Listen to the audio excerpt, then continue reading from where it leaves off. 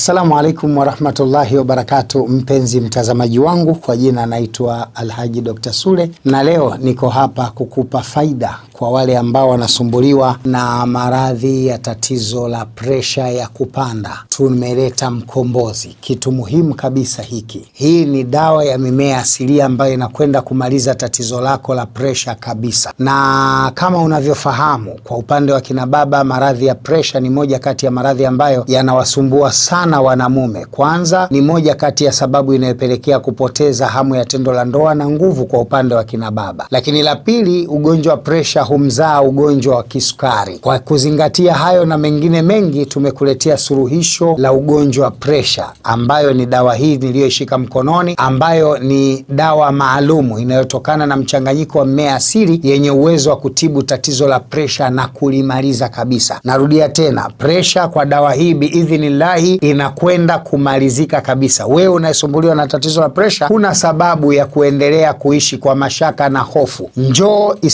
Islamic Dua Center tukupatie dozi ya dawa hii ambayo itakuwa na makopo yasiyozidi 4 utakayoyatumia kwa muda wa wiki 4, na jambo hilo litakuwa limekwisha. Zingatio, kama presha yako ina chini ya miaka 2, ni vizuri kutumia kopo moja kwanza ukapima, kopo ya pili ukapima, mpaka ya 3. Hii ni dawa ambayo imefanyiwa utafiti wa kina na kuthibitika kuwa ni moja kati ya dawa zenye uwezo mkubwa wa kutibu tatizo la presha. Acha kujidanganya kwamba presha haina dawa. Mkombozi ni Modium Powder. Wabillahi taufiki, wassalamu alaikum warahmatullahi wabarakatuh.